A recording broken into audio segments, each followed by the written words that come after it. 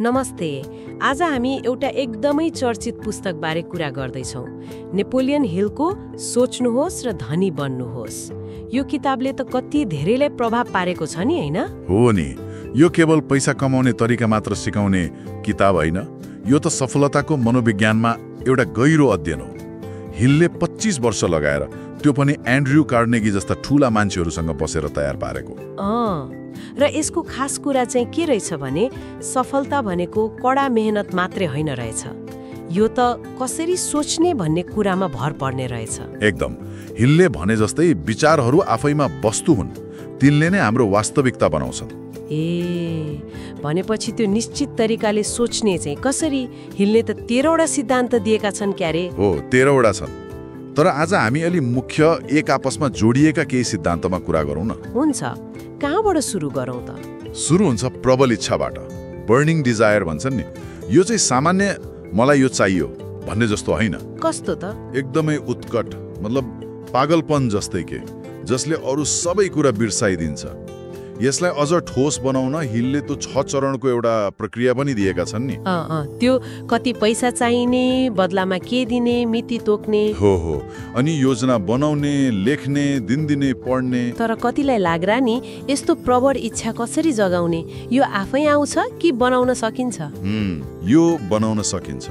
Hill भन्छन् यो इच्छालाई दिमागमा राखिरहनु पर्यो, यसमा भावना जोड्नु पर्यो। अनि यहीँनिर अर्को कुरा आउँछ, विश्वास, फेथ। विश्वास। तपाईले आफ्नो लक्ष्य पाउन सक्नुहुन्छ भन्ने कुरामा चाहिँ एकदमै अटुट विश्वास हुनु पर्यो। आशा मात्र होइन, मानसिक दृढता। हिलको त्यो भनाइ पनि छ नि, मनले जे सोच्न र विश्वास गर्न सक्छ त्यो हासिल गर्न सक्छ। तर व्यवहारमा त गाह्रो हुन्छ होला नि। सुरुमा केही नहुँदा त्यो विश्वास कसरी टिकाइराख्ने? शङ्का लाग्दा के गर्ने? हो, यो एकदम महत्त्वपूर्ण प्रश्न हो। यसकै लागि हिलले आत्मसुझावको कुरा गरेका छन्। Auto suggestion. आत्मसुझाव भनेको आफ्नो लक्ष्य र विश्वासलाई लगातार सकारात्मक तरिकाले आफैलाई भनिरहने। त्यो लेखेको कुरा दिनदिनै पढ्दा तपाईले आफ्नो अवचेतन मनलाई त्यो विश्वास पत्याउन लगाउँदै हुनुहुन्छ। अवचेतन मनले त तर्क गर्दैन, जे दियो त्यही लिन्छ। सकारात्मक कुराले विश्वास बढ्छ, नकारात्मकले घट्छ। भनेपछि इच्छालाई विश्वासमा बदल्न आत्मसुझाव चाहियो। तर इच्छा र विश्वासले मात्र पुग्छ त? योजना र काम चाहिँ? बिल्कुल पुग्दैन। ती त जग मात्र हुन्। घर बनाउन त योजना र काम चाहिन्छ नि। यहाँ आउँछ सङ्गठित योजना, अर्गनाइज प्लानिङ। हजुर। लक्ष्य जत्रो भए पनि त्यहाँ पुग्ने व्यावहारिक विस्तृत योजना चाहियो। अनि यो योजना लचिलो पनि हुनुपर्छ। पहिलो पटकमै सफल नहुन पनि सकिन्छ। अनि योजना बनाउन वा लागू गर्न सधैँ एक्लै सकिँदैन होला नि। यसमा त्यो मास्टर माइन्ड भन्ने कुराले सघाउँछ कि? हो, एकदम। मास्टर माइन्डको शक्ति।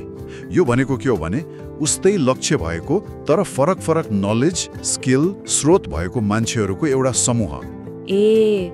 समूह। जब यस्ता दिमागहरू एक ठाउँमा आउँछन् नि, उनीहरूले एउटा छुट्टै किसिमको सामूहिक बुद्धि र ऊर्जा बनाउँछन्, जुन एक्लै हुँदा सम्भव हुँदैन। योजना बनाउन, सल्लाह गर्न, हौसला दिन पनि काम लाग्यो है? हो नि, समस्या समाधान गर्न पनि। ल, योजना बन्यो, मास्टर माइन्ड समूह पनि होला। अब अगाडि बढ्न। अब चाहियो निर्णय लिने क्षमता, डिसिजन। सफल मान्छेहरू छिटो र पक्का निर्णय लिन्छन् रे।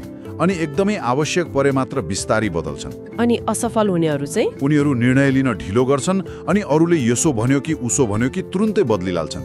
हिलले त ढिलासुस्ती र अनिर्णयलाई सफलताको ठूलो शत्रु भनेका छन्। निर्णय लिएपछि त बाधाहरू आउलान् नि, त्यति बेला के गर्ने? दृढता चाहियो होला। हो, निश्चित रूपमा दृढता, पर्सिस्टेन्स। सायद यो सबैभन्दा महत्त्वपूर्ण गुण हो। धेरैजसो मान्छेहरू पहिलो, दोस्रो ठूलो बाधा आयो कि हार मान्छन्। तर हिल भन्छन् असफलता र अस्थायी हार फरक कुरा हुन्। दृढता भनेको हार नमान्नु हो। योजना फेल भयो, अर्को बनाउने, फेरि कोसिस गर्ने। यो त इच्छा शक्तिको लगातार प्रयोग भयो। बलियो इच्छा र विश्वासले नै दृढतालाई टिकाइराख्छ। तर यी सबै राम्रा कुराहरूलाई कमजोर बनाउने कुरा पनि त होलान् नि। हिलले डरको कुरा पनि गरेका छन् के अरे? हो, गरेका छन्। उनले डरका 6 भूतहरू भनेका छन्। 6 ghosts of fear।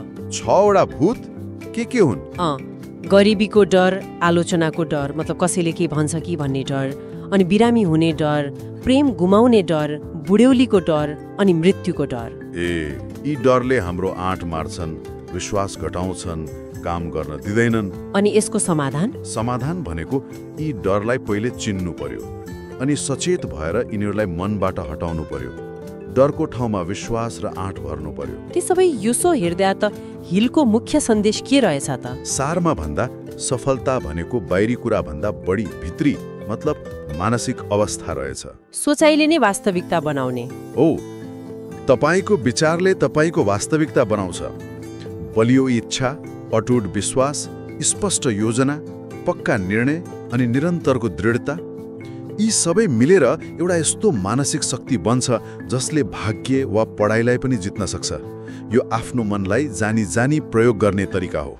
यो ज्ञान त आजको जमानामा पनि उत्तिकै काम लाग्ने देखियो, होइन त? व्यापारमा होस्, जागिरमा, पैसा कमाउन वा जीवनकै अरू कुनै क्षेत्रमा अगाडि बढ्न। यो खालि पैसाको कुरा मात्रै पनि होइन रहेछ, आफ्नो क्षमता चिन्ने कुरा रहेछ। बिल्कुल। तर एउटा कुरा सोच्न मन लाग्यो। हिलले यी सिद्धान्तहरू झन्डै 1 शताब्दी अगाडि त्यो बेलाको औद्योगिक जमानाका सफल मान्छेहरू हेरेर बनाएका हुन्। आजको यो डिजिटल जमाना, सामाजिक सञ्जालको असर, यो बदलिएको दुनियाँमा के यी सिद्धान्तहरू जस्ताको तस्तै काम गर्छन् होला? हो है। कि यिनलाई आजको लागि अलि फरक तरिकाले बुझ्नुपर्ने हो कि के यी साँच्चै सधैँ काम लाग्ने खालका हुन्? यो प्रश्नमा त श्रोताहरूले पनि सोच्न सक्नुहुन्छ। एकदमै विचारणीय कुरा उठाउनु भयो।